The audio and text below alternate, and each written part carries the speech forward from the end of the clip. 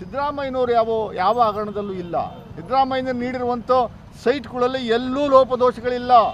ಅವರು ಕಾನೂನಾತ್ಮಕವಾಗಿ ಪಡೆದಿರುವಂಥ ಸೈಟ್ಗಳವು. ಬೇರೆ ಇನ್ನೇನೋ ಒಂದಷ್ಟು ಜನಗಳು ಸೇರಿಕೊಂಡು 50-50 ಅನುಪಾತದಲ್ಲಿ ಹಿಂದಿನ ಕಮಿಷನರು ಅವರೆಲ್ಲ ಸೇರಿಕೊಂಡು ಒಂದಷ್ಟು ಅನಾಹುತಗಳನ್ನು ಮಾಡಿರುವಂಥದ್ದು ಕೂಡ ಸತ್ಯ ಇರಬಹುದು. ಆ ಸತ್ಯಕ್ಕೆ ಹೊರಬರುವಂಥದ್ದಕ್ಕೆ ಅದು ನಮ್ಮ ಪೀರಿಯಡಲ್ಲಿ ಆಗಿರುವಂಥದ್ದಲ್ಲ, BJP ಸರ್ಕಾರದಲ್ಲಿ ಆಗಿರುವಂಥದ್ದು. ಕೆಲವು ಮುಖಂಡರುಗಳ ವಿರುದ್ಧ ಈಗಾಗಲೇ ಇಡಿ ಏನು ಕೇಸ್ನ ಫೈಲ್ ಮಾಡಿರುವಂಥದ್ದು, ಆ ಸೈಟ್ಗಳನ್ನ ಕನ್ಫಿಸ್ಕೇಟ್ ಮಾಡ್ಕೊಂಡಿದ್ರೆ ಅದ್ರ ವಿರುದ್ಧ ನೀವು ಹೋರಾಟವನ್ನು ಕಂಟಿನ್ಯೂ ಮಾಡಿ. ಸ್ನೇಹಮಯಿ ಕೃಷ್ಣರವರೇ, ನಿಮ್ಮ ಜೊತೆ ನಾವಿರ್ತೀವಿ, ಎಲ್ಲ ಸಹಕಾರವನ್ನು ನಿಮಗೆ ಕೊಡ್ತೀವಿ. ಅದು ಬಿಟ್ಬಿಟ್ಟು ವೈಯಕ್ತಿಕವಾಗಿ ಸಿದ್ದರಾಮಯ್ಯನವ್ರನ್ನ ಟಾರ್ಗೆಟ್ ಮಾಡುವಂಥದ್ದು, ಸಿದ್ದರಾಮಯ್ಯನವ್ರನ್ನ ಕೆಳಗಡೆ ಇಳಿಸ್ಬೇಕು ಅನ್ನೋದು ಈಗಲಾದರೂ ದಯಮಾಡಿ ಕೃಷ್ಣಮಯ್ಯವರೇ, ಸ್ನೇಹಮಯಿ ಕೃಷ್ಣರವರು ನಿಮಗೆ ನಾನು ವಿನಂತಿ ಮಾಡ್ಕೋತೀನಿ.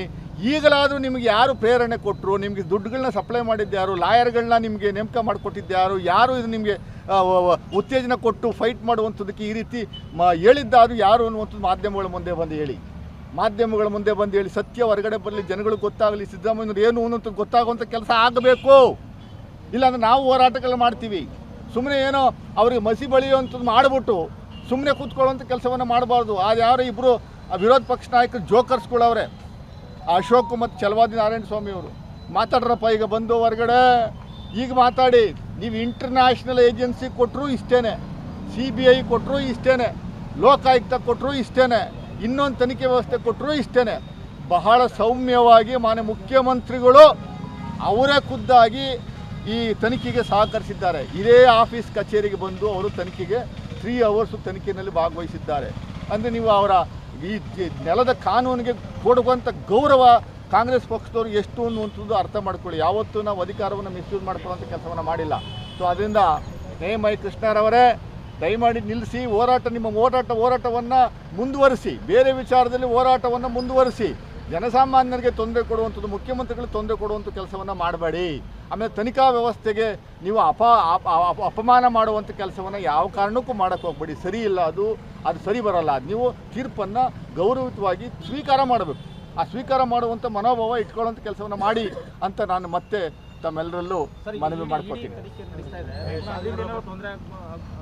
ಇಡಿ ತನಿಖೆ ಮಾಡಿದ್ರು ಅಷ್ಟೇ, CBI ತನಿಖೆ ಮಾಡಿದ್ರು ಅಷ್ಟೇ, ನ್ಯಾಷನಲ್ ಇಂಟೆಲಿಜೆನ್ಸ್ ಏಜೆನ್ಸಿಯವರು ತನಿಖೆ ಮಾಡಿದ್ರು ಅಷ್ಟೇ. ಯಾವ ತನಿಖೆ ಮಾಡಿದ್ರು 100ಕ್ಕೆ 100ರಷ್ಟು ಸಿದ್ದರಾಮಯ್ಯನವರ ಪಾತ್ರ ಇಲ್ಲೆಲ್ಲೂ ಇಲ್ಲ.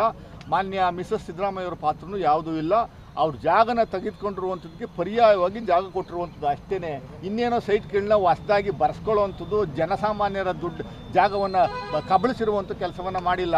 ಆ SD ಕುಮಾರಸ್ವಾಮಿಯವರು 14 ಎಕರೆ ಜಾಗವನ್ನು ಕಬಳಿಸಿರುವಂಥದ್ದಕ್ಕೆ ಹೈಕೋರ್ಟ್ ಈಗ ತನಿಖೆಗೆ ಆದೇಶ ಮಾಡಿದೆಯಲ್ಲ, ಅದ್ರ ಬಗ್ಗೆ ಮಾತಾಡುವಂಥ ಕೆಲಸವನ್ನು ಮಾಡಲಿ ಅವರು. BJPಯವ್ರದ್ದು ಮನೇಲಿ ಯಜ್ಞ ಸತ್ತು ಬಿದ್ದಿರುವಂಥದ್ದು, ಎಷ್ಟೆಷ್ಟು ಅನಾಚಾರಗಳಾಗಿದ್ದಾವೆ, ಎಷ್ಟು ಕರಪ್ಟ್ ಪ್ರಾಕ್ಟೀಸಲ್ಲಿ ಭಾಗವಹಿಸಿದ್ದಾರೆ ಅನ್ನುವಂಥದ್ದು ಅದ್ರ ಬಗ್ಗೆ ತನಿಖೆ ಆಗುವಂಥದ್ದಾಗಲಿ.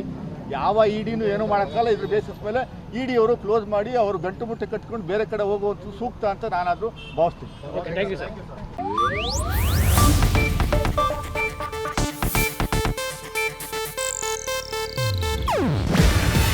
ಇದು ಏಷ್ಯಾನೆಟ್ ನ್ಯೂಸ್ ನೆಟ್ವರ್ಕ್ ಪ್ರಸ್ತುತಿ.